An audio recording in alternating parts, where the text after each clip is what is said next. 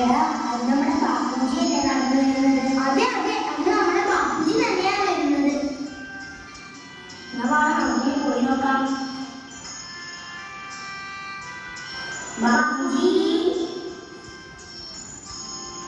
ബാപ്പുജി എങ്ങോട്ടാ? ഞാൻ ഓരോ ഗ്രാമങ്ങളും സന്ദർശിക്കാൻ വേണ്ടി ഇറങ്ങിയതാ.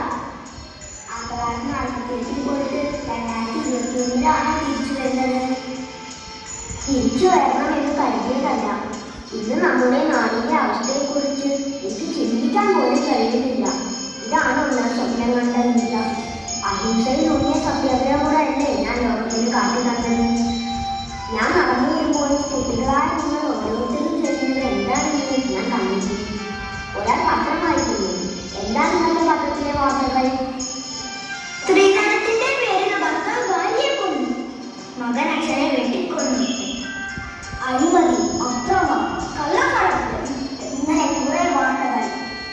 നമുക്ക് കിട്ടിയ സ്വാതന്ത്ര്യത്തെ നാം ദുരുപയോഗം ചെയ്യുകയാണ്.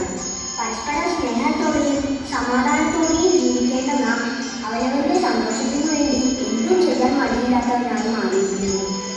ഇതിനു പുറമെ രാഷ്ട്രീയ പാർട്ടികൾ തമ്മിലുള്ള സംഘടനകൾ വേറെ. ഇതിന്റെ ദുരിതങ്ങളെല്ലാം അനുഭവിക്കുന്നതോ പാവപ്പെട്ടവരും. ഞാൻ മാത്രമല്ല വന്നിരിക്കുന്നത്, എന്റെ കൂടെ സരോജിനി നായിഡുവും വന്നിട്ടുണ്ട്.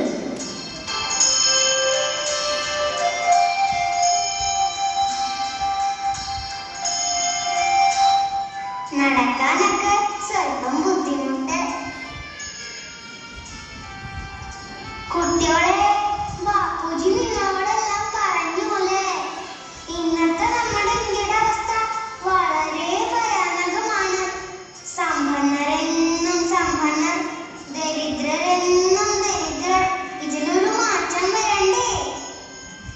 ഇന്ത്യയുടെ ഭാവി കുഞ്ഞു മക്കളിലാണെന്ന് നെഹ്റു പറയുന്നത് പോലെ നിങ്ങളാണ് നാളെയുടെ സമ്പത്ത്. അതിന് നമുക്ക് ഒരുമിച്ചൊരു പ്രതിജ്ഞയെടുക്കാം. അനീതി വേണ്ട, അനീതി വേണ്ട. അക്രമം വേണ്ട, അക്രമം വേണ്ട. അഴിമതി വേണ്ട, അഴിമതി വേണ്ട. സ്ത്രീകളോട് മാന്യത കാണിക്കും, സ്ത്രീകളോട് മാന്യത കാണിക്കും. പാവപ്പെട്ടവരെന്നോ പണക്കാരെന്നോ വ്യത്യാസമില്ല, പാവപ്പെട്ടവരെന്നോ പണക്കാരെന്നോ വ്യത്യാസമില്ല. നാം എല്ലാം മനുഷ്യർ, നാം എല്ലാം മനുഷ്യർ. വായിച്ചു വളരും, ചിന്തിച്ചു വിവേകം നേടും, വായിച്ചു വളരും, ചിന്തിച്ചു വിവേകം നേടും.